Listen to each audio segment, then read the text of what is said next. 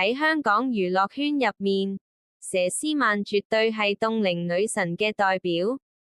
佢年過40，但係皮膚依然光滑細嫩，身材又纖瘦健康，最緊要係精神奕奕，完全唔似歲月喺佢身上留下痕跡。其實，佢嘅美麗唔係偶然，而係多年嚴謹嘅生活習慣同養生秘訣累積而成。同大家講下佢嘅6大養生方法，等大家都可以學下點樣 keep 住青春活力。飲食清淡，少油少鹽，一日6餐少食多餐。佘詩曼非常注重飲食健康，佢嘅飲食哲學係清淡、均衡、適量。佢盡量避免食啲油炸同高鹽高糖嘅嘢，因為呢啲嘢唔單止容易令身體負擔重，仲會令皮膚出問題，好似暗粒、暗沉同浮腫。佢平時食嘢好講究，唔係完全戒口，但係會揀啲健康食材同低脂肪嘅烹調方法。就算去打邊爐，佢都會揀沙茶味或者清湯，盡量唔食麻辣或者太重口味嘅火鍋湯底，減少刺激身體。佢每日會將一日嘅食量分成5至6餐，做到少食多餐，每餐只係食8分飽，唔會食到撐。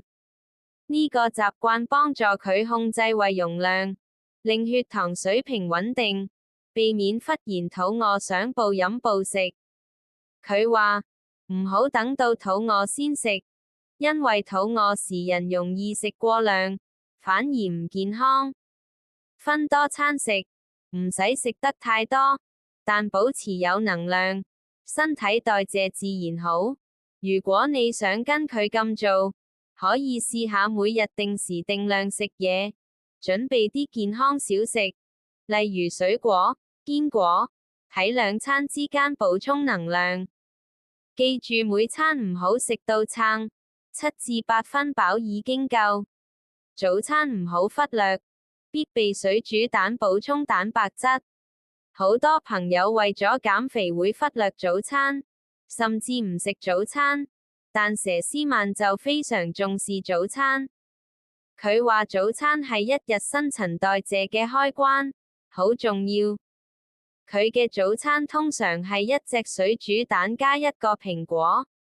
水煮蛋係優質蛋白質來源，幫助身體修復組織同維持肌肉。蘋果含有豐富纖維同抗氧化物，有助腸道健康同對抗自由基。午餐佢會食啲健康蔬菜，好似沙律同牛油果。牛油果含有豐富好脂肪，有益心血管。佢仲會飲有機果汁，例如雜莓汁，補充抗氧化物質，幫助減慢皮膚老化。晚餐佢會以肉類同蔬菜為主，盡量少食澱粉質，避免熱量過盛。佘詩曼曾分享，拍戲期間因為太忙，早餐食得唔好，結果精神唔好，皮膚暗沉。調整返早餐習慣後，精神同皮膚狀態即刻改善，從此更加重視早餐。花膠交替食，補充高級膠原蛋白，保持皮膚水潤彈性。花膠係一種非常珍貴嘅海鮮，含有豐富膠原蛋白。佘詩曼喺社交平台分享，佢會交替食幾款即食花膠。呢啲花膠含有高達84%嘅膠原蛋白，吸收度極高。長期食花膠可以幫助皮膚儲水，增加彈性，填補真皮層嘅凹陷，令面部飽滿。